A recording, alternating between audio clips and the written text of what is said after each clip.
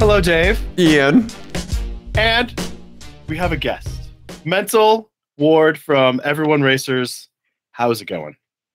Dave. Mental. Do you like our terse hellos that we do on this show? It's one of those things that, it probably just started out of convenience, but now it's like your signature move, just the music hits and it's Dave. Yeah. Ian. Uh-huh. Why do something fancy when you just get right to it? We just want to talk at each other. Bam. Yeah. But we're not talking about us, Mental. We're talking about you. We're talking about you. Yeah. Stop interviewing the interviewers. For anybody who listens to this show and maybe hasn't heard Everyone Racers, can you just really quickly just describe to the people what Everyone Racers is all about, and then introduce yourself real quick? We are an amateur endurance racing podcast. Four friends and often teammates discuss a half a dozen things. We just did our thankfulness show, and actually in 2 nights we'll be recording the shopping for the gearhead in your life episode. Oh, nice. Yes. So yes, and there they are pulling the engine out, or no, that's right. They're putting the engine in the Z right before it got wrecked, and which now is the engine is out of that Z and getting put into the RX-7. But you have three co-hosts on the show. Yes. Right? Yes. Chris, Chrissy, and Jeff, and I'm Mental. We were going to call the show Three Chris's and Not Chris, but we figured that wouldn't kind of get the market, because my given name is Christian, but no one calls me that. So Gotcha. If you want me to bleep that, I will. It's fine, because some like people will come looking for Christian. They're like, Christian Mental, you know who the hell Christian is? Gotcha. Uh-huh. But you kind of gives you an opportunity too, because you're like, why is he in trouble? Yeah, exactly. Yeah. Are you holding one of those big checks? Yeah, right. Or a jury summons. Exactly. Yeah. Is this notice to appear? That's great. Nice. You guys have been doing the podcast for a good clip now, right?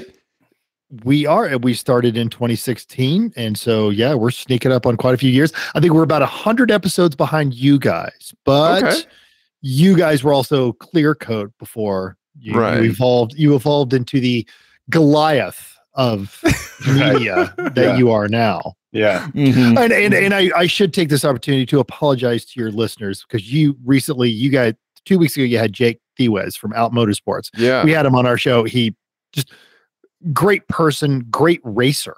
Really just interesting person all the way around. And earlier this year, you had Victoria Scott. Yep. On there. You guys have had some absolutely amazing guests, and now here everyone's just stuck with me. I'm sorry. Oh, okay. Nope. We're not gonna let stinking thinking get in here, Mental. Nope. Just as well as anybody else, this is 1 part automotive show, 2 parts therapy. There we go. Yep. All right. Yeah. Yeah. So let's.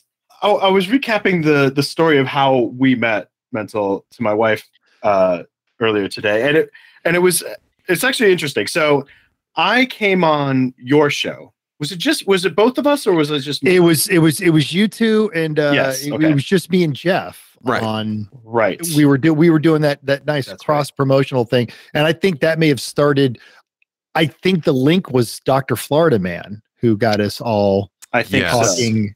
Or he called us out on one of the social medias, and as he's known to do. Yeah. When I said one wrong thing about a GM. Yeah. Yeah. Uh-huh. But this thing. Yeah. I love you, Donnie. But this is going to bring us all full circle, because on that show, we were talking about the amateur racing that we've been involved in, and I mentioned that my dad has the team with the Maserati running Champ Car, which we were fascinated from our second episode that someone was out there running a Maserati, and that it has been an amazing series of events that I generally do consider a blessing. Yeah, and it was funny because you guys didn't. I don't think you guys realized that that was me. That I was also part of that team occasionally. at least. Um, and then we got your dad on the show. It was and awesome. then you had my dad on the show, and then we raced together at Hallett last year. Yeah. And then we raced again this last weekend in New Orleans. Also with Maserati. I've got to go get my scuba gear. So we can talk about that. My snorkel and spoiler alert. The day one, it was a 2-day race. Day one was more navigating than driving. And day two was excavating. So all the typical, milestones of a good race weekend, right? Yeah. Yeah. Nice. Yes. Well, and there was also a lot of fried food. Some go-kart humiliation, good. Some healthy drinking, I think. You throw a license plate game in there, and you've just stated our table of contents for the show. Yeah. Basically. Yes. So let's get right into talking about our race weekend, because I think it's a fun story, and we haven't talked about it on the show yet. I wanted to wait until you were on. From your perspective, what did you think when we on Friday we did test and tune? We kind of had everyone got about 10 laps in the car. Mm-hmm. Kind of just felt you had been to the track a lot, instructed there a lot. Lived there and worked there for a little while. Yeah. Okay. Yeah. So history with the track. Yeah. Yeah. It really is a good facility, and it's an interesting track. There's no elevation. The guy that built it, a guy named Laney Schwest, he's an heir to a shipping empire, but he's also an orthopedic surgeon. And he was telling me years ago, he's like, I built a track that for me, so when I went off course, I didn't want it to cost me $70,000. So there's not a lot to hit. Okay. Some people found things to hit, but usually there's not much there. Yeah. Okay. Yeah, at least not in this dimension. If you go down into the earth, then it turns out there's something to hit. Yeah. But what did you think about the car, the Maserati Biturbo on that track? Like, how did you feel? Like, how did it suit the track? I was really, we knew it was going to rain. We didn't know it was going to rain that much. And given the past performance we've had with that car, I was feeling really strong. Because the car runs in Champ Car, and it's it's built within the limits of these rules, and it's D, Class D, and it literally reads Mustang, Mustang, Mustang, Mustang, Maserati. That's every class that car showed up in, and given the suspension on that car and the development that's gone into it, when the weather gets a little off, the car is very that's a great picture right there. The car is ready to do a lot of great things because of the rear suspension setup on there. But the Looney Tunes Fox Body Mustang, really nice guys. Apparently, they went and took a rain driving seminar because they didn't get any slower at all. They actually got faster, I think. So, but going into it, I felt we were in good shape. We're both familiar with that car. We're both familiar with that car in the dry, and we're familiar with that car in less than idyllic conditions. It is a very well sorted car. Normally, just this particular weekend. Yeah, we found some gremlins. Yeah, I would say that it was it was really weird because the first iteration of this car, the red car, that I drove, it was very wayward under the brakes. It was really, there was lack of body control was part of it, and then I don't know what else was going on, but it was terrifying at the end of the straight in Road America because you'd hit the brakes and it would just go all over the place. But that had been kind of fixed. Like when I drove it at Hallett, I was like, oh my God, this thing is like transformed. It's a totally new car. Very stable. Yeah. Very stable. And it was stable under the brakes at Laguna Seca when I drove it there as well. We had other issues, but the brakes were not an issue. And then here this weekend, we really had some braking stability issues, and that really kind of bit us in the rain a bit. So on this episode of Geology Adjacent, we're going to talk about the land. NOLA Motorsports Park is built literally into a swamp. It's not in New Orleans. It's over in Westwego. They built it into a swamp. The soil is very expansive there. They even brought in soil so it wouldn't get horrible. It was initially meant to be a dual use facility. So that straightaway is 3,200 feet. Oh, wow. Okay. And without even trying, that Maserati is dancing well over 120. But again, the soils and the stressors that are placed on that, every couple of years, they've got to scrape and resurface the end of that straightaway because it will undulate, which makes things fun over 100 miles an hour. But you and I noticed this. Your uncle didn't, and it was exacerbated in the rain. Is the driver's front was very grabby. The passenger front, the right front. Sorry, passenger front, right front, very grabby, wanting to pull the car out of there. So it was not stable under braking, and that was exacerbated by the speed. So with the car's moving at a pretty good clip. I mean, it was workable, but I think an indicator that something had gone sideways. And did you find this during test and tune or during the race? We noticed it under test and tune, but it was you just kind of expected it. You knew the car was going to shift about a half a car width every time you came into the braking zone at the end of the straightaway, and you just kind of caught it and did what you had to do. Okay. I think the first time it caught Ian unaware, and he was a little, okay.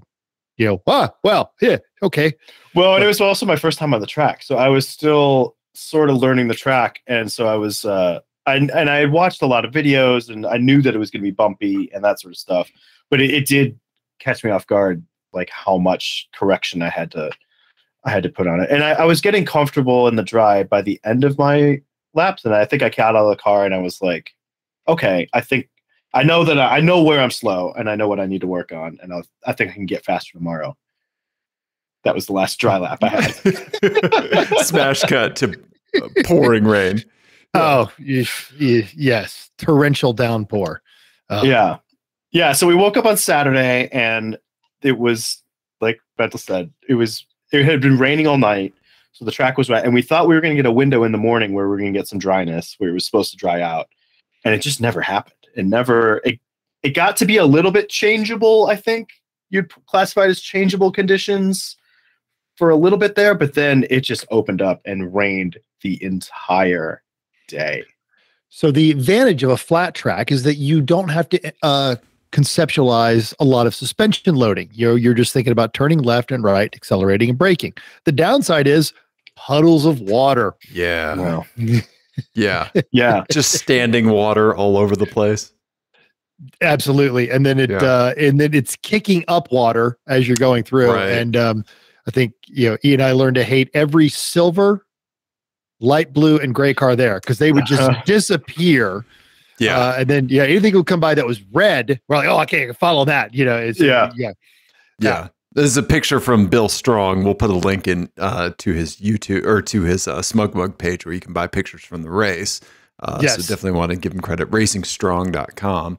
But yeah, that's a water rooster tail that's getting kicked up there. And that was during one of the brief times when it quit raining. When it was, this is, it's still this wet, is your dry lap. Yes. Yeah. And I am 90% certain that is Ian in the car right there. And so you can see, and that is midway down the front straight. So he's probably doing about $105, if not $110. Okay. When that shot was taken. I did that when it started to dry out. Yeah. But when it was really, really wet, I topped out at 90 because I lost the rear end on the straight at 95 miles an hour. And I was like, done doing that. Not doing that again. Yeah. Didn't care for it. We weren't the only people. There was a team with a Firebird there at the 3/4 of the way down the straightaway. They went and tagged the wall, and that was the end of their day. There was a couple of the cars that were in any sort of a rain. You go off into the grass and you actually accelerate because it was just no traction at all. There were a few people that had to get pulled out. You were in the car at the time, but the Looney Tunes Mustang looped it on the front straight. Wasn't in the braking zone or anything like that. He was just going and just gone. I had a similar thing. I was just coming onto the front straightaway, wanting to get out of gear. It got into boost. It stepped out, and I caught it, and then it tank slapped on me, and I found myself completely 180, facing 3 cars, accelerating onto the main straightaway, and it was just wow, God! And I pulled it over to the pit wall, let all three of those cars get past me, and had to pull a F1 style, spin it back around, and then roll out and get going again before the next batch of traffic came tearing through there. That was an attention getter as well. Yeah, because that's like the one place on the whole track where there's a wall right there. That and it's where everyone's lining up for passes. So like everyone's coming at you, and visibility is already reduced, and their reaction times and braking and all that kind of stuff. I'm like, oh man, I'm gonna wad up their car. I don't want to be that guy. Yeah. It was it was definitely a challenging condition. And it just got worse. It would stop raining, but it would still be soaking wet, and then it would start raining again, and everything that was there, it would just puddle up. So you were having to change your line almost every 30, 40 minutes because of how the puddles, set up on there. And that was the craziest thing to me, was how, because when I got out of the car so you drove first, I drove second. Yep. You got back in, and then I got back in again. Right. At the end of the day. Yes. Towards the end of my stint, I was getting quick. Like I was getting quickish towards the end of the first stint that I had. And I was like, oh, okay, I know how to drive this line. And then I got in and I was like, the line's totally different. All the puddles moved. Yes, exactly. Yeah. So and it was we're first world problems. It was too wet to race our Maserati in a vacation spot, but it kept things interesting, and it was a fun time, and we were chuckling while we were doing it. And I think the phrase that Ian used was, "Oh, ahoy, fellow sailor." Ian, have you driven in this much rain before? This is the wettest. It got pretty wet at Hallett, but it wasn't like the stint I had at Hallett was pretty wet as well, but it wasn't like this. Yeah. Hallett was challenging for other reasons, because the elevation and like the 7 different pavement surfaces you go over at one point on the track when it was wet was really interesting.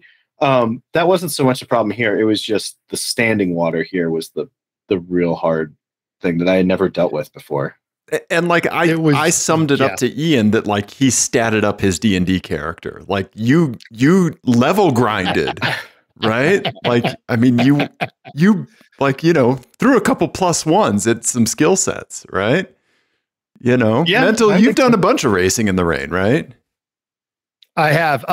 Typically, the guy on our team that's the rain racer is Jeff, and okay, he develops this calm ability to just do what needs to be done, plan ahead, and he gets irritated himself because he can't duplicate it in the dry. But yeah, he's our Senna in that one. But yes, okay. I have done some. I've done some. I'm usually competent in the wet, because I adopt a philosophy of I'm going to let everyone else just screw it up, which is how we wanted Hallett. Sure. No unforced. We went out there consistently turned laps, had quick pit stops, and then watched other people hang it in the wall. Mm-hmm. Yeah, yeah. I think that I do think that the surface at Hallett was greasy. It was slippy. It was more slippy than here. It was just the standing water here that was a real hard thing to deal with. But yeah, I was thinking about this earlier today too, about how like I still get frustrated in a race car in the dry, because I feel like I'm always a little off the pace from in whatever team I'm in. I'm like a little bit slower than whoever, but both times I've raced with you in the wet, I was closer to you in the wet than I was in the dry. And I'm like, why? I don't understand. And it's probably the thing that makes you still very effective in the car. And this is the endurance racing that so many new teams have a hard time understanding. Endurance racing, you can give up 10 seconds a lap, and no one gives up 10 seconds a lap, but you can give up 10 seconds a lap if you don't make mistakes. You've got quick pit stops. Right. We were turning in the fast, we were turning 215. I think the super fast cars were like 205s over the weekend. So if you could go out there and run 20 seconds off pace. It was still going to take them 6 laps to get around you with a 20-second speed advantage. And 6 laps at 2 minutes. Now they're only going to be able to do this 4 times an hour, assuming they can consistently maintain a 20-second speed advantage. But you screw up one pit stop and you go 7 minutes, you just gave up an entire lap. Yeah. Right. Just burning that match. Yeah. Yeah. Yeah. And it's always, so you choose consistent, capable, especially if they don't use up the car. If the car comes in with all the brakes and the tires under it, it's great. All right. I'm going to see if I can't screw up your computer here. Where are we at here? If I can make this work. Are you trying to share something? I am. I'm trying to share a picture, and I'm used to a slightly different software. This is very embarrassing. So, no problem. Here we are. All right. This is there it is. Boom. So there's another shot of us. I hope there it is. So that was one of the drives. That's you getting out of the car, and I think me going back in for the second stint, and then you would take the checker that day. Yeah. Okay. Yeah, that makes sense. Yeah. Yeah. And that's another Bill Strong photo from his Bill Strong. Had him on our show eons ago when I was actually living in Atlanta. Former Air Force and also a racer. Oh, I didn't realize nice. that. Right on. Yeah. Huh. Nice, man. So, yeah. Yeah, you guys did some work, man. You did some work. Yeah, so that was Saturday, and I think we ended up like 4th in class or something.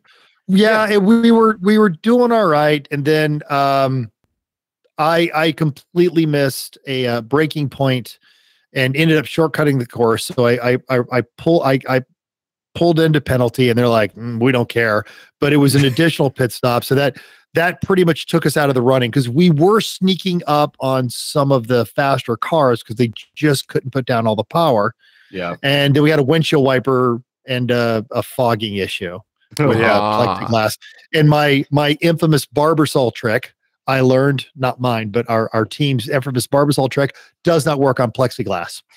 It really doesn't. I did find out that one advantage to being the short guy on the team, though, is that I sit so far forward that I can actually reach the windshield wiper or the windshield to defog it. So during my first stint, it got really cold, really quickly. And I had to defog with my glove. And so I had a little that's why I said it was more navigating than driving, because I literally had a patch this big for a little while. So you were instrument only. Yeah. Yeah. Well, and you guys live in a place where you're snow tanks. Those people that get up in the morning and they scrape this much off of their windshield. And that's how they drive to work. It doesn't matter, Yeah. Yeah. Exactly that, but being on a racetrack that you barely know. Yeah, it was fun. And then we got a squeegee. Mental got a squeegee, and then and that I think was working pretty well. Jake got that for us because he had run to get the replacement wiper because it was falling off during your first stint. The rubber was disintegrating. Mm-hmm. And while he was there, he got us the infamous, the other high-tech solution that we implement when we're racing in the rain is the rag on a stick. Yeah. Yep. And it is exactly what it sounds like. And the trick is knowing where you got to put it so you can grab it every time on the straightaways. Yeah. I like that there's just a loose stick in the car. Well, that's what happened. Halfway through my second stint, I lost it. I hit a bump and I didn't have it secured, and I heard it rattle away from me. And I was like, I'm not looking down at it. I'm just like, oh no, it's gone. My stick. Yeah. So it just slowly fogged in. And then luckily there was a yellow flag, a slow, they did for anyone who watches F1, they did a virtual safety car thing. Oh, what did they called it? Code 35? It's flag. It's a Flagtronic system in the car, which I think by and large is unique to Champ. Mm-hmm. So what the flag condition is inside the car. It'll tell you yellow, green, and they call it, I think, code 35. Yeah, and everyone has to run 35, and Chelsea is watching your timer, and she will know with the Flagtronic system, because it is GPS, she will know if you're not doing 35, and she'll they'll flag you, they'll black flag you. And actually, all the racers were following the rules. Okay. Yeah, otherwise they want the cars bunched up, but other times they'll just do what they got to let the cars do. Space out, because if it's under a speed, the hot toes can go. Yeah. And so that was how they did hot toes. Was they did restricted everyone to 35 miles an hour, and then I could actually look and find my squeegee. I'm not familiar with this term, hot toes. What is hot toes? So that's when. Go ahead, Mental. I'm thinking toasty little toes, like these toes. Yes, exactly. Get them into frame. That's Quentin Tarantino done enough yoga. Yeah, exactly right. It is when they will actually pull a car in that is either broken down or wrecked, that they'll put it on a flatbed or pull it in there, and they'll do it while the racing is still going on. There are tracks out there that refuse to do hot toes, especially for Lemons or Champ or some of the other series, and you can't go racing there, especially Lemons. If they had to black flag everyone and pull everyone to the pits every time a car broke down, the winning car will have, and the winner with 7 laps. Right. Right. Yeah. Yeah. Okay. And so it's a key thing to be able to do it safely, because obviously no one wants to get a corner worker hurt. Right. They're the only people that enable this kind of nonsense. So, but it's each series has a way of doing it safely, and that's and then they had the pace car, but it was a really nice Dynan M5, and I don't think she wanted her car out there in that. I was wondering about that, because she went out a couple of times and it seemed like it was not great. But you had a chance to find your stick under yellow. I did. Yeah, it was nice. I was able to locate my stick, and then I could defog my windshield and I could see again. It was great. Nice. My biggest problem with the stick, until I figured out, how I kept doing it, is I would get it extended, and I literally had the 3 points on the track and I would verbalize it: wipe, slide, stow, turn. Yeah. And as if I went to stow too quickly, I would kill the master ignition switch, and the car would, and I got to reach over and flip up the cover on it and then flip it back on. And then, the turbo would kick the rear end sideways in one of the corners. Nice. I think, how did you delete the car mid-lap? Yeah. Yeah. Well, and the crazy thing is, when I got in the car, I was like, oh, great. I'll use the front straight to wipe the windshield, because it's a long straight and you have lots of time. But I was driving, I was busy driving. Yeah. Keep car pointed straight, keep car pointed straight, keep car pointed straight. Yeah. And we could hear when it got really bad when you were, I don't know if you could hear it when I was in the car too, but when you were in the car, we could hear the wheel spin as you were going past the pit. And we were at the end of the pit. So when you're going past our pit, you're doing at least 90. It was sketchy. Sketchy. It was attention getting. Absolutely. Yes. Yeah. Yeah. So we were right at the end of the grid here. Oh, okay. Gotcha. Basically we're right by pit out. In fact, you see the start finish line. That is actually an overhang. The flagger lives up in there. And we were there at that point of the pit. It's halfway down that straight. And you're flirting with 100. Wow. Yeah. Okay. Yeah. So I was using the 7-8 area as that was my wiping opportunity. Yep. Okay. And then maybe 4 to 5 if I was quick. So mine from 2 to 3 was my wipe, because I had it down to a rhythm. Nice. Wipe, squeegee, downshift, turn. Mm-hmm. And then also I would do it before 8, because I wanted to have a clear one going through, because depending on how much rain, the puddles of water through the S's, you really wanted a consistent speed, just carving through the S's, going through that. But you had to adjust your line constantly, because the car was always under load, and you didn't want to go through a puddle on that. And then if I was really, really slick, I could squeeze one in between 14 and 15.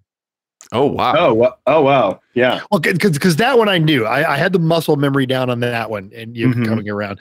And then as we about halfway through, someone had a big off in 2 and chewed up half of the infield and dumped it on the track. And that became your apex, was to get as close to the giant grass clod as possible without going over it, because you were going to lose traction. You didn't want to do that.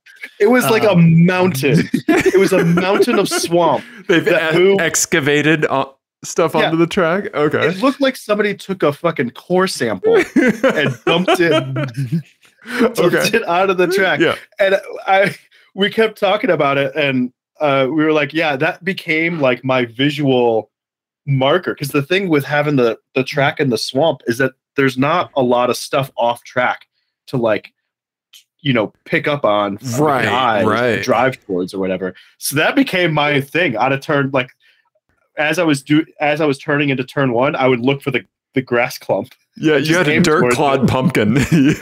Yeah. Nice. So, but yeah, it was a good time. I feel like we had a solid strategy. We probably could have podiumed in class if I had not made the error, because there's a connection that goes from turn one straight across and goes right across into 5. Oh, okay. And I completely, missed the brake marker, and we were having a real problem with the passenger front locking up, especially if there was a difference in grip. And it was kind of and you'd come off of it, brake it, come off of it, brake again. And 3 was a very, very greasy, not just for us. There were a lot of cars looping it and overshooting that corner and locking them up.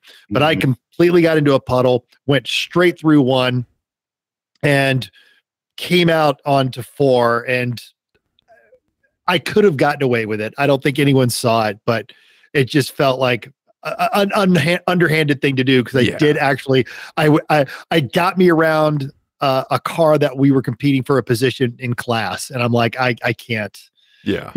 It's not a Mario Kart shortcut. Yeah. No. And so I reported a penalty, and they're like, well, whatever, we don't care. And then, off we went again.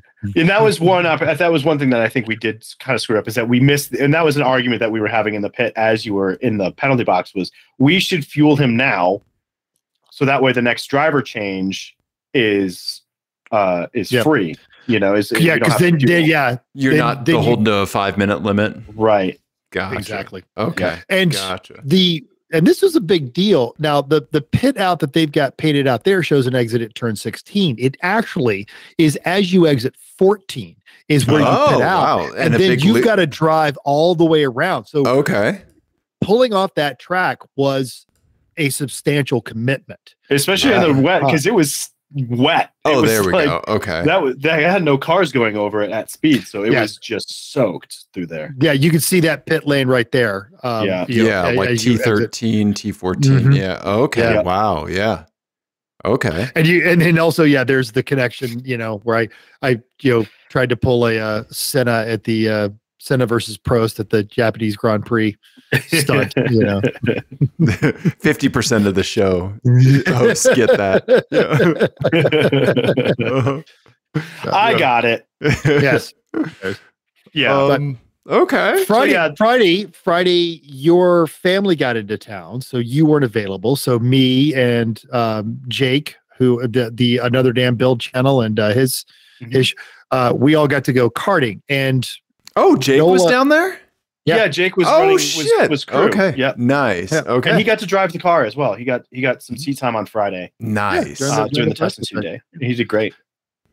NOLA actually has one of the best karting facilities in the US. They are it's competitive. They run events 24 hours thing and some other actual competitive karting stuff. And then they have rental cars, and usually they've got the track broken out. So Friday night, we went over to the rental cart because Ian's uncle Craig was reminding everyone that he was the fastest driver on the team. Okay. Okay. So we had to shut that down. And so I left the karting track after winning both heats, feeling pretty cocky. And then came Sunday. So Sunday, we'll get to why our race ended early in a second. But so Sunday after the race ended early, we were like, well, we're packed up. What should we do? Let's go karting. And the track was also wet. It was mostly dry. There was some puddles. For reference to your video watchers, the picture that you've got highlighted there, the cart pulse, we were running the green course. Oh, okay. The smaller course here. Okay. That's the rental course there. Yeah. Gotcha. Yeah. Okay. Which is it was a great little track, and the carts were quick. Like they were pretty good rental carts. And there was lots of different lines you could take, and you could really play around with them. It was fun. Okay. But yeah, there was a lot of water on the track still, so you kind of had to alter. I think we were probably not running the ideal racing line. No, right. Because if you touched even just a damp area of the track, the next 2 turns you were going to push all the way through it. You had no traction at all until those tires dried back off. Yeah. I got in trouble for hitting someone. Really? Well, says the guy. It was an accident. Says the guy who bump drafted me. Today. Oh no, not in the cart. It wasn't in the cart. It was during the safety briefing. He just turned around and punched this kid, 8-year-old, right in the face just to get that advantage. Fucking bring it, Timmy. Yeah. Yeah. No, I was behind somebody, and they hit water and spun. Yeah. And there was somebody in front of them who also hit water and spun, and so they were actively spinning across the track. So the cart in front of me moved, and then there was just a cart. There was nowhere for me to go. Yeah. So, but they pulled me in. I was like, what are you talking about? There was just a cart appeared in front of me. Yeah, Nightcrawler style. Yeah. Yeah. Okay. Basically. But yeah, I think I was the first. The one thing that I was really happy about with that was that I was the first to crack the curb around the top of the thing there to avoid the puddle, and I think that saved me about a half a second because everyone else was kind of dancing around the outside of that puddle, and that was the first one to just be like, send it up the curb. And the second race we did, I followed that line, and it did. It got me a half second and allowed me to stay on the gas a lot longer. Yeah. For sure. I love that, like, at a motorsports park where there is a full-on racetrack, that they have a kart track because they know you're going to have idle time, right? And they're like, oh, we have many ways to take your money, right? Not just like a restaurant or, know, right? Like Atlanta Motorsports Park has one with a 3-story hill that you have to drive down and then back up. Okay. Pit race also has a great karting track, and Lemons and Champ will run there. And it's nice because the folks working at the kart track kind of go, all right, here comes all the racers whose the race crew. Yeah. And so you get if you're not being violent, you get a little more leeway. Right. Yeah, they know, like, they can see, like, they're not going to blue flag people that they know are, like, truly dicing. Yeah. Right. Mm-hmm. Yeah. Gotcha. Yeah. Gotcha. I do like that you did hit someone, though, Ian. I did. I got in trouble. On brand. Yeah. Uh-huh. Yeah. Uh-huh. Yep. Mm-hmm. Yeah. But yeah, Sunday karting was fun, and how were the results across the team? Give me the rundown of the winners and the losers. Yeah. I think I texted you that, or no, I put it on our Insta story. Ian was the fastest person that actually had a driver's license. That's true. Yeah. Oh, okay. I like that. Yeah. The person I hit turned out was like a 14-year-old kid who was super fast. Okay. All right. Yeah. Okay. So all right. My instincts were right, whether I knew it or not. Yeah. Yeah. Give me fastest with armpit hair. Yeah. Yeah. Oh, that's me for days. Yeah. Yeah. So yeah, but yeah, you were. I think the second race we were a couple tenths apart. Yeah, it was a. Well, you're leaving out a detail, Ian. Were you a couple tenths ahead or a couple? Yeah. No, he won both races. It was 14-year-old kid, and then Ian, and then a young girl was third, and I was fourth on that. Okay. One. And that was funny. And then Dwayne, Dwayne is this. He is a consummate, almost serial mentor, and when he sees young people, and he's telling the kid after the first race, oh, you've got some real talent, get into this, try to da-da-da. You've got a, real possible of a career. And I kind of come over and go, yeah, what he's not telling you is about the broken Maserati in the trailer and the pain and the anguish and the late nights. And, the last race when Ian was on fire twice. Right. Yeah. Right. You may have the driving talent, but you don't have the emotional bandwidth yet to handle this that comes with the crushing feeling of adulting for 30 years. Right. Yeah. You probably like yourself a lot now, and racing will absolutely change that.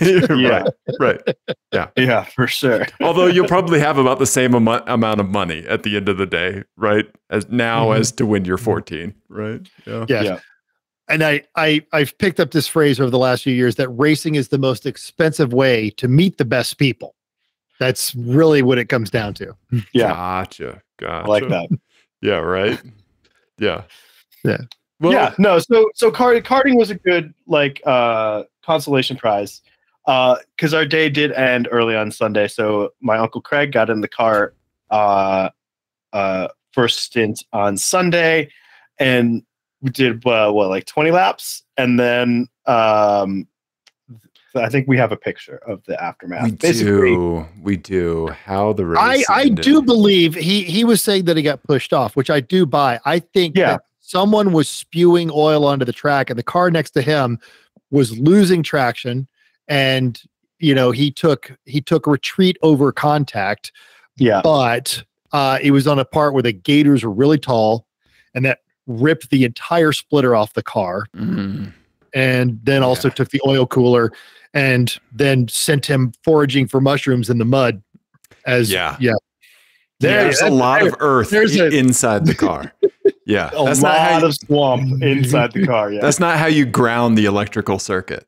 Yeah, you don't just put dirt in there. Yeah. And you could see the oil cooler lines hanging. Right there as well. I wish I had taken a picture of the amount of stuff I pulled out of the alternator. Like it was like a baseball-sized clump of stuff that I scraped out of the alternator. It's that nice earthy, swampy clay. It's got heft. It's got heft to it, and it's slick, and you really never quite get it all off your fingers. And famously smells amazing. Right. Yeah. Yes. Yeah, exactly. Mm-hmm. Everybody just goes to the swamp for the odors. Yeah. For aromatherapy. Yeah. That's what you want. Yeah. Yeah. I do like how you guys covered the air intakes for a little bit in of rain anticipation of the swamp. Yeah. I'm glad you didn't hydrolock the car. Yeah. You can see all the grass and the radiator there too. Yeah, look at that. Boy, so he went off-roading. He straight up sent it off-road. He went under-roading is what he did. He tried to it was the journey to the center of the earth. You're right. Yeah, Jules Verne up in here. Yeah. Day 1 was 20,000 leagues under the sea. There and day 2 was journey to the center of the earth. That's what happened. Yes. Yeah. Wow. Yeah. And we tried to get it. We were like, I think there was a moment where we thought maybe there was a chance we could get this thing going again. And so we were pulling stuff out. We got the oil cooler bypassed, and there was Jake and Bill are both great mechanics, and my uncle is a super great mechanic too. So they're all working on it. I think we found but then we were backing it out because this was just covered in mud and swamp underneath us. So we backed it out to see if we could see any of the leaks, and I found a brake line leak. So that happened, and then right when we were like, well, we could change this, and then the radiator started spitting. It was like, it's done. The car was telling you, 3 strikes. And we did discover the car is a very 80s, very Italian brake system. So the master cylinder sends out 3 lines, one that splits to the 2 rears, and then each front caliper gets.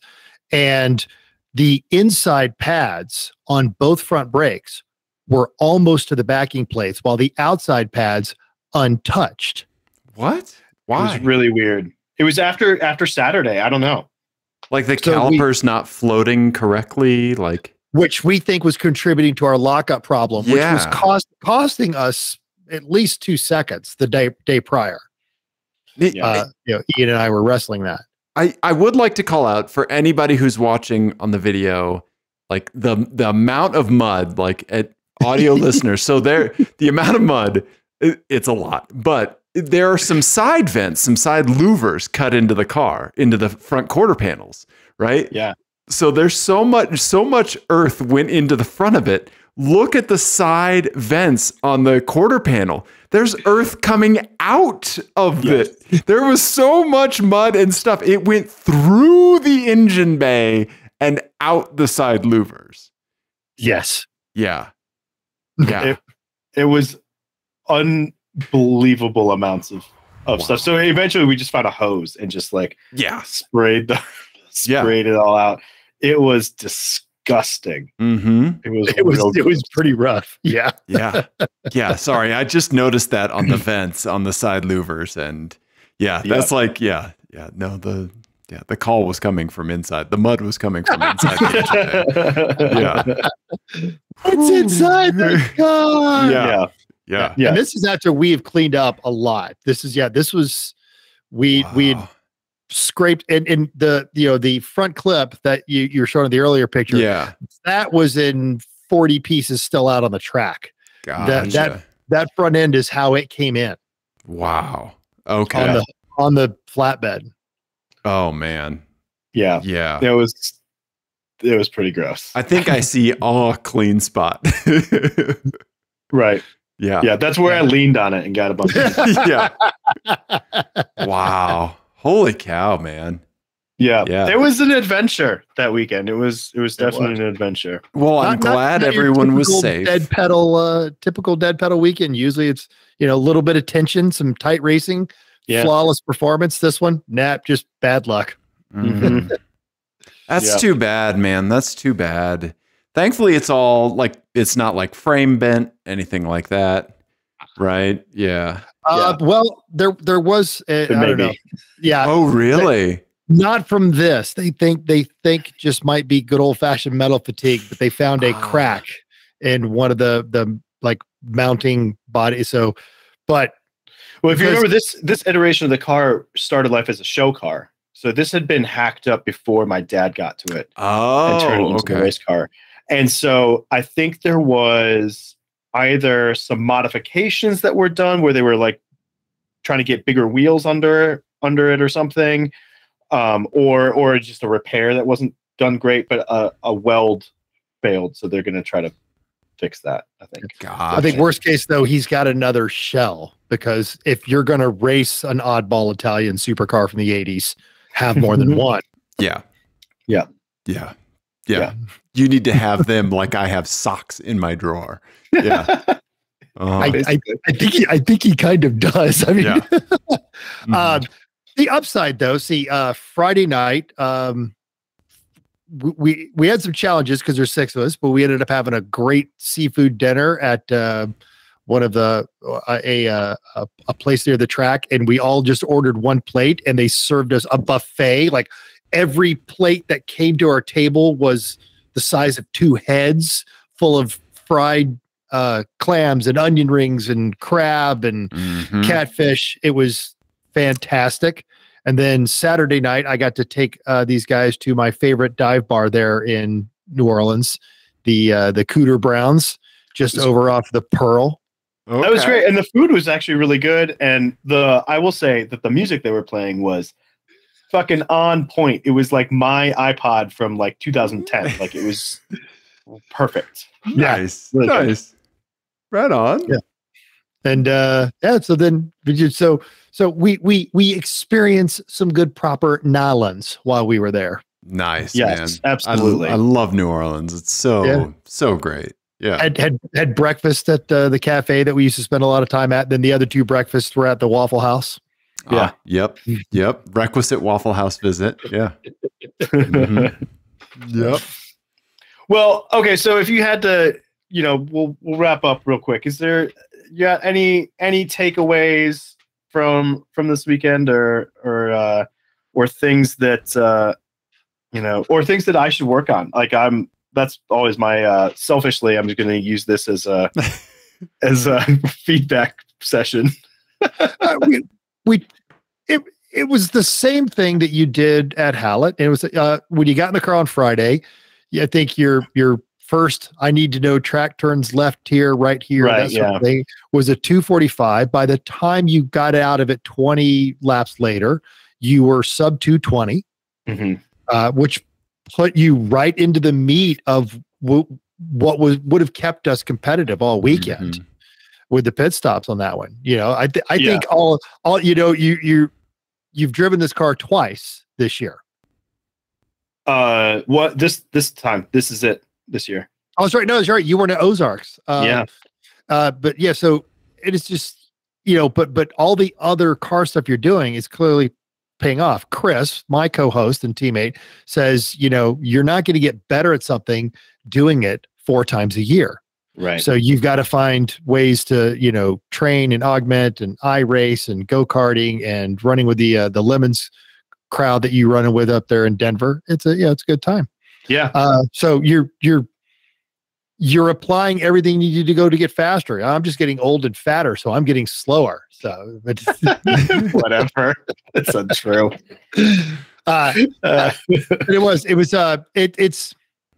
It was frustrating because, you know, I do like running this team, and I've gotten very accustomed to doing well because you're right. We had a great showing at Hallett. We had a great showing at Ozarks. And Ozarks, that track will kill people. That thing is that they're calling it the Nuremberg of the U.S. It has probably got 2,000 feet of elevation change, and it's a long track and it's hard to do. But and it rained there too. But we ended up, we were able to get power down and outrun cars that are usually a lot faster. And we had a great weekend. This one, it was just the oddball that didn't play into the straight traits of the car. Well, I'll also tell you, you know, Ian, who used to hate running in the rain, is the Senna. You're the Senna now of the Dead Pedal Racing. Right. I do think one thing that I thought about with this is that I think that this car is good, really good in like the sort of like changeable conditions. I think we're better than the Mustangs in those sorts of conditions where they're like having trouble with traction out of the corners, and we have a little bit better with that. The standing water, I think we just didn't have the right tires. Like we were just under tired for that condition, you know? And there were I think there's pictures on your dad's camera of you going into turn 12 out of the S's into that straightaway side by side with the Mustang with an arc of water higher than the car coming up over, and both of you were doing that going into these corners, and, you know, just that's awesome. Not giving any room. But you were like, oh, yep, he is now water skiing. He is not racing anymore. There was a few laps there where that braking zone into 12 was just ice. Like it was just lock. They would just lock immediately as soon as you went near the brakes. So you had to just be so gentle.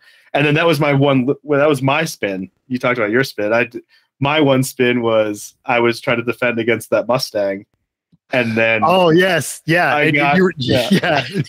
right there in 13 into 14. Yes, yeah, I had outbraked him into 12 and had kind of closed the door on him in 12, and then he was coming back at me at 13, and I was like, nope, I'm gonna just show you.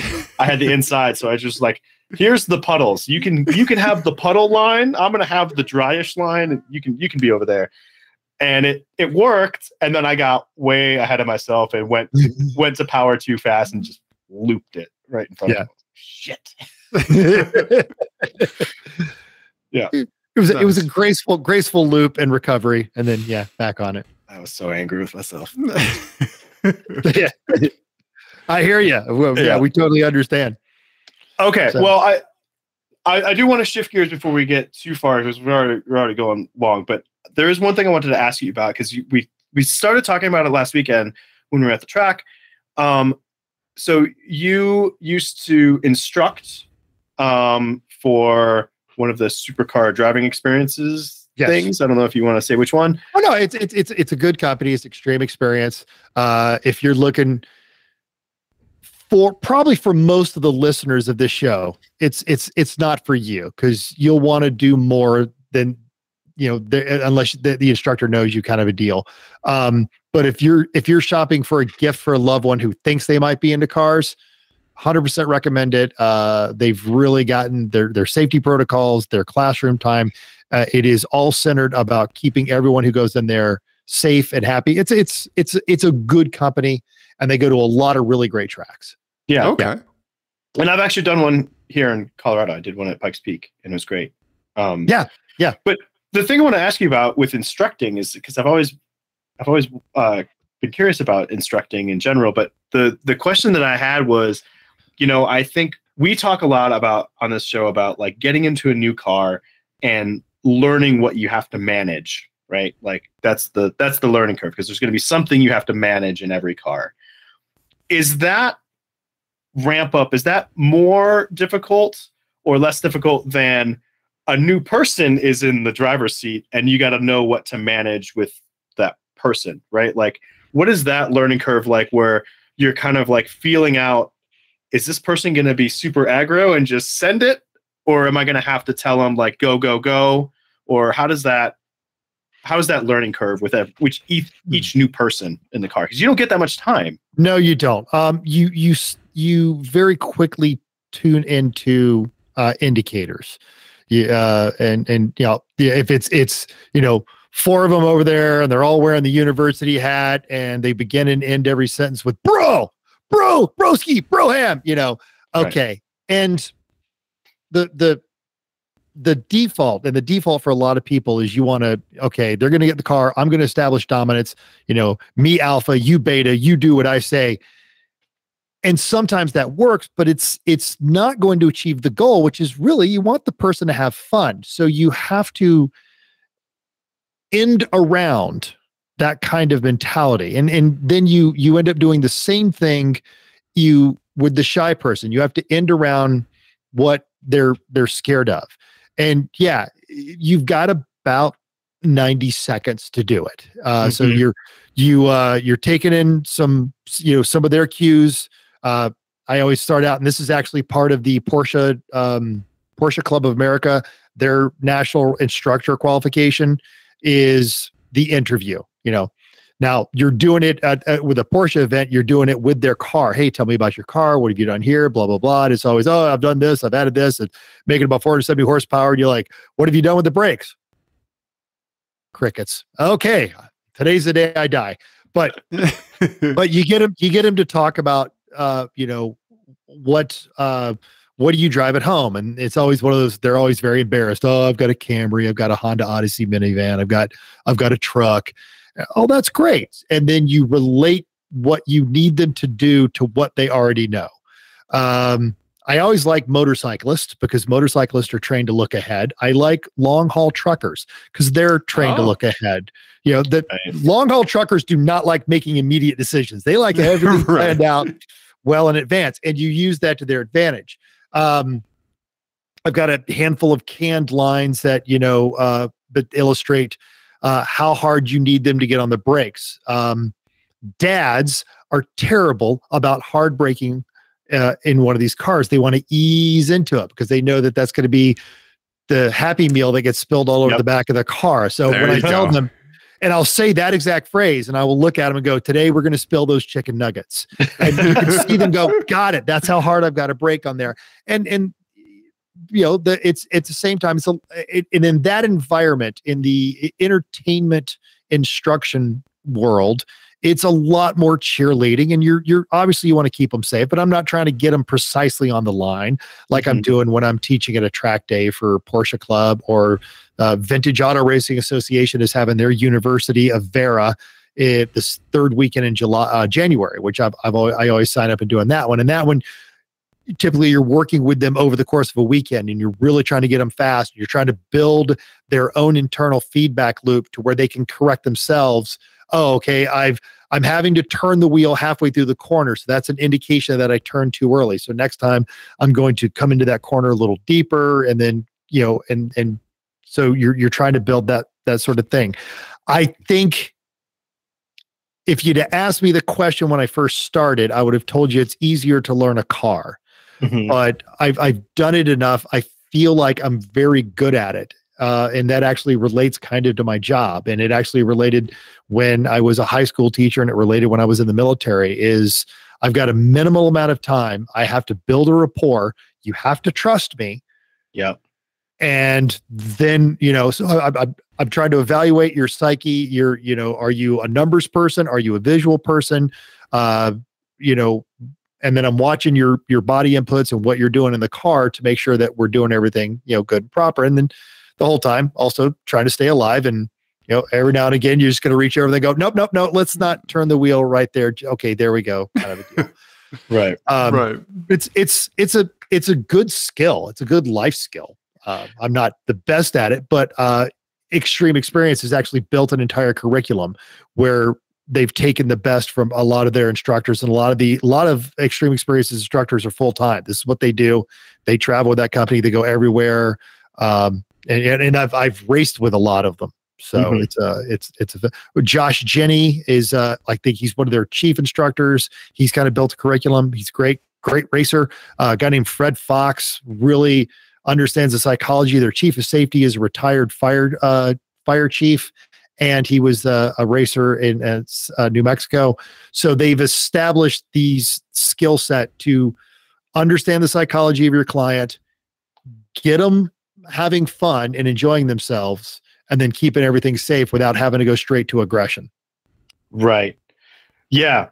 Yeah. No, that's interesting. I think you told a story when we were down in New Orleans about a woman that you worked with who was an instructor who like would very strategically deploy the mom voice. Mom voice. She is actually she still instructs. She doesn't travel with the company anymore. She's the chief instructor at Gingerman. Holly Heiser. She's amazing.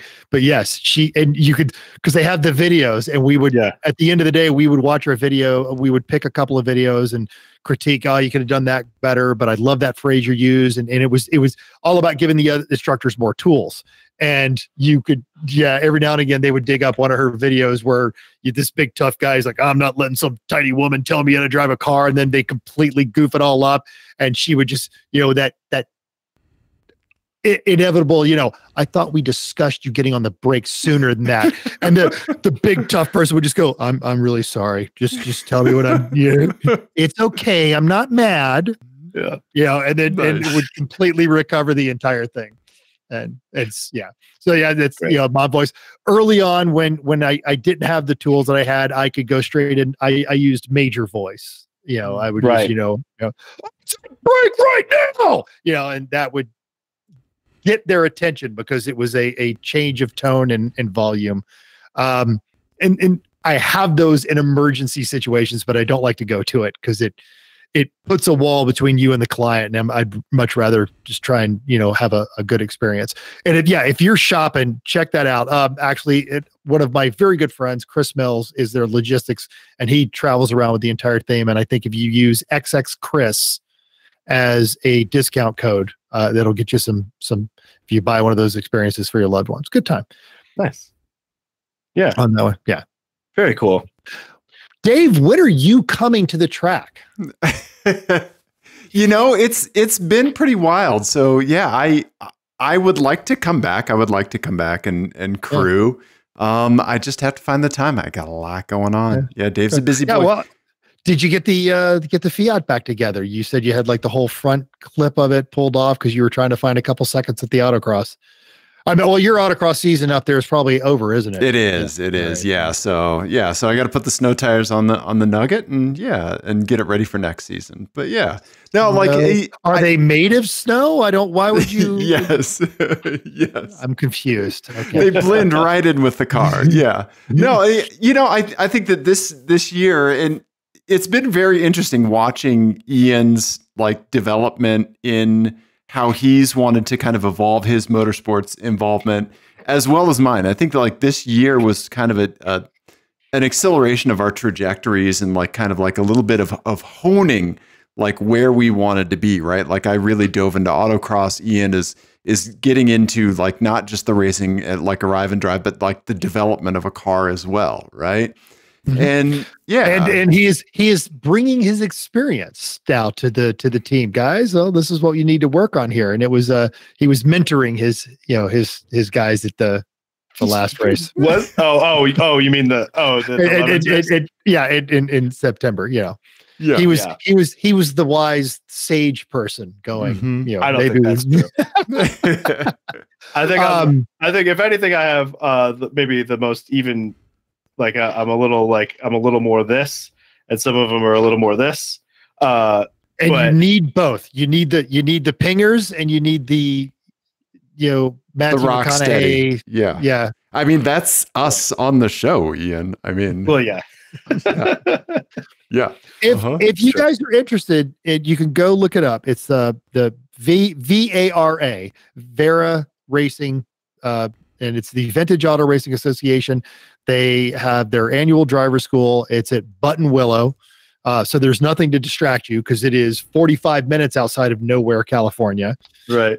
The track rents cars. They rent either race cars or they'll rent Miatas or heck, there are plenty of people that actually just rent cars. Yeah, there you go. Vera University. That's them at Big Willow right there. I was at that event, I think. And I met the crew that I'm running the 25 Hours of Thunderhill with through Vera, and that's how I ended up being one of their instructors. Oh, nice. On that one. But it's I mean, the Vera U, it's less than $600, and that's 2 days of race instruction. And it is a lot of track time. And, I would love. I've been wanting to do that for a long time. I've never had actual instruction. And our buddy PETA as well. Yeah. Yeah. Mm-hmm. Yeah, right? So that'd be a good option because I've always looked at these things and they're always like super expensive. Yeah. Now the car rental is done through the track, or if you guys just make the drive from California, or rather from Colorado over to California, because it's 4 hours from where I am in Las Vegas. Okay. And we always go out there and just stay at the track. We'll sleep in the garage, come hang out with Mark Francis Racing. There's always a pig or a lamb or a goat being cooked over the weekend. You will eat like a king. Yes. Fantastic. Okay. And it's a lot of great opportunity with a lot of instruction with a lot of people. In fact, there's you scroll up just ever so slightly, the Scions back there. Those are all like the old Long Beach Celebrity Grand Prix. They buy them up and then they rent them there. So those are full prepped Scions. Nice. I had a student this year back in January, and she was 15-year-old girl. It was her second time there, and her dad was one of the high ranking guys in there. And man, she had technical skill, but she also had that teenager, I'm going to live forever kind of bravery, invincibility. Yeah. Yeah. But she was really, really quick, and she was passing a lot of people. And then, after the session, she get out of the car and you could just see so many egos deflated. That's great. I love that. You just got whooped by an 80-pound teenager. That's nice. That's fantastic. Nice. Right. Other people thought it was great. So but that's what her dad had rented her and her sister, and the one sister wasn't into it. She was all into it. And he came over afterwards and said, "How's she doing?" I'm like, "I got bad news, man. You better start Miata shopping because she's got skills." So nice. Very cool. That's awesome. Yeah, that's a great time. Well, I do want to touch on a segment before we kind of completely get off of some race stuff here, right? I think even though we have a guest, I want to do our segment, Ian's Album of the Week. And this week, I want the theme to be the pump up album that you listen to when you know you're going to be driving, when you know you're going to be karting, when you're going to be doing some race shit. What's the album you go to, Ian? So sometimes it's not pump up; it's more calm the fuck down. Okay, is what I need to do. But for pump up, I want the pump up. The pump up. I've been favoring the band Idols. Okay. A lot, and let's go with Ultramono. Their fourth album. Okay. Or third album, fourth album, something like that. Okay. Ian's album of the week. The race. We've talked about this one before because this is the one with Mr. Motivator on it. Yes. Yeah, the kind of like calling card for my Fiat. Yeah. Yes. Right? Yep. Okay. Yeah, Mental, do you have a go-to album for going to the track? I have a playlist that I have the Get Cocky playlist, and then I have the Simmer Down playlist. We got to go to the Formula One fan zone thing where they had Russell and Checo and Hamilton were driving their Formula One cars up and down the strip and doing donuts and entertaining the crowd. And as part of that, we got to go see the Killers in a very intimate show behind Caesars. And so for the last month and a half, I've been on a Killers kick. So that's, as they refer to themselves as the Vegas house band because they're from here. So they gotcha. Yeah. So, and if you ever, and he wrote the song later in life about his arrogant 20-year-old self, but the killer song, The Man, nice. Just, good old fashioned invincible cockiness lyrics on that one. Nice. I like it. Nice. Very cool. Right on. What do you say we wrap things up with a license plate game? Okay. Yeah. Mental, you want to play a license plate game? Yes. Yeah. Okay. I think I've sent you guys a couple of vanity plates, but now I haven't been driving my car as much. I've been riding a scooter to work. So I'm not, because we've got some seriously obnoxious plates here in Vegas. It's fun. Yeah. Yeah. And I do like that you're saying that even though you have a vanity plate on your Merc that calls out BMWs.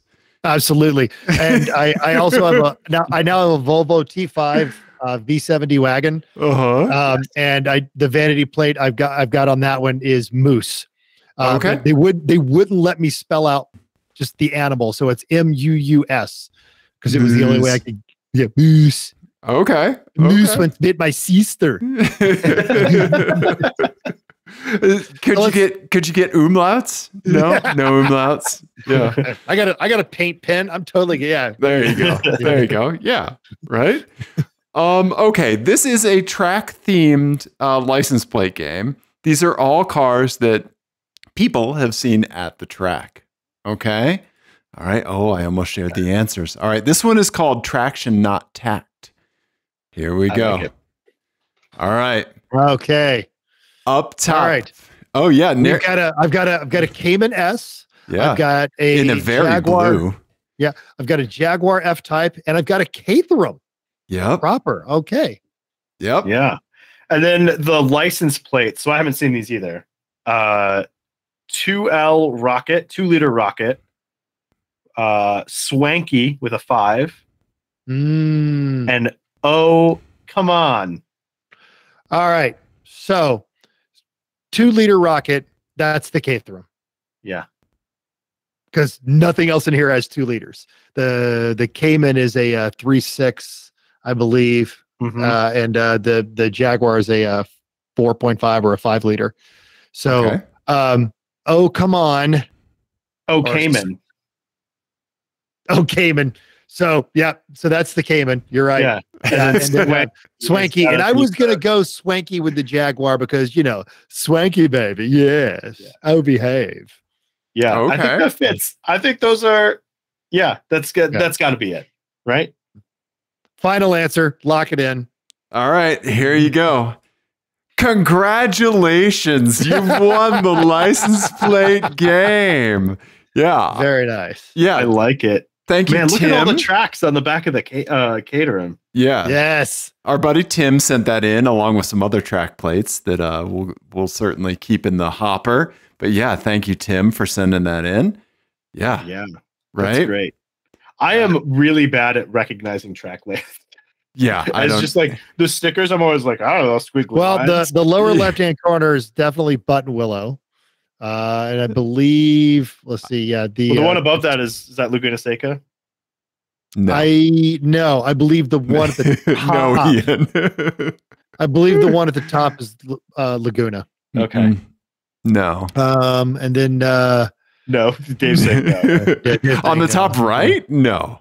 No, top left. Okay. Gotcha. Top right, I legitimately don't know that one. I feel like I should know. Thunder, he's got 2 different configurations of Thunderhill. So the two on the right side, those are both Thunderhills. One's the 5 mile layout, one's the 2 mile layout. Why does this guy have a sticker of my mother on the back of his car? For the audio only listeners, it's looking a little Rorschach-y. Yeah. Yeah. Yeah. And I, judging by that, I'm guessing also one of them is Sonoma as well. So, yeah, gotcha. Makes sense. Gotcha. Yeah. Well, thanks to Tim for sending in that. Yes. Yeah. Fantastic. Yeah. Well done, both of you. Yeah, I do like that. Okay, man. Yeah. That's I'm glad you landed on that, Ian. I'm glad. Yeah. Oh, yep. Yeah. Yeah. All right. Cool. Well, Mental, is there anything else that you wanted to talk about, or do you think we did a car show? I'm going to go with your second option there, and legitimately, everyone's thanks for having me. Thanks for having me. This is a lot of fun. I my commute is so much shorter now, so the only time I get caught up on a lot of podcasts is when I'm on a road trip. So this is great, and I did like listen to a bunch, so I was feeling caught up before we did the show tonight. But it's interesting how the amateur podcast car community, we're all supportive of each other. It's really great. You've got Garage Heroes, and then us, and then you guys, and then there's the FF podcast and the 91 Octane podcast. And no one talks down anything else. I'm also working here with Las Vegas on the Dirt or Die podcast, and then that's with John Polnick, who also does Bid Nerds, him and Michael Deeb. So nice. It's a great just community rather than we're better than those guys. It's no, check out this one. Yeah. So thank you. Thanks for having me. Well, I think that also speaks to just that's what cars are. Like, there's so many different ways to come at it. And we definitely have our own little angle, and you guys have your angle, and everyone else has their own angle. So there's room for everybody, you know, to shout into the void like we do. And it opens up a lot of doors, and you meet great people doing this. It's fun. Yeah, for sure. And I can't recommend, honestly, and I told Mental this in person last weekend, listening to Everyone Racers. I'm at best sporadic listener of podcasts at all, but I did listen to a show a while back, and it really did help me with my driving, because I realized that I was doing some of the things that you were recommending already, and I thought that they were a problem.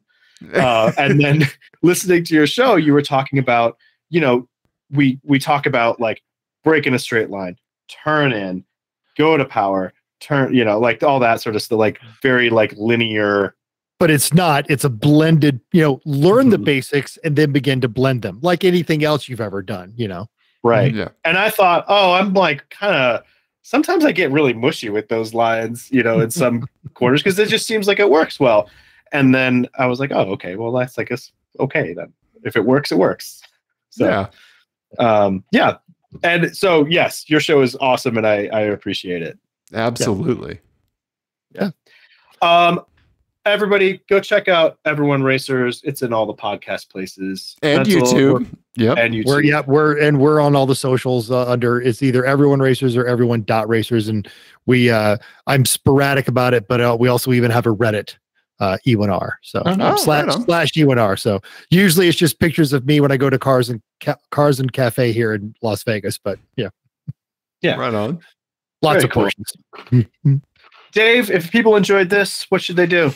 Subscribe on YouTube. Send us vanity plates, 720-515-1391. Text them on at us. Yeah. Yes. Or DM them on Instagram or Twitter, and that'll put them in Ian's hopper. I get the texts and emails. Yeah. apex@jason@gmail.com. Yeah. And when everyone else is, when it comes time for that subscribe button, just click it. You don't need to smash it. You don't need to hit it. You don't need to just. I've been smashing. Am I doing something wrong? We don't need aggression. This is racing. Oh, yeah. Oh, I like that. Okay. All right. I got to walk a few clicks back. All right. Well, everybody, thank you so much for listening. We love you. Goodbye.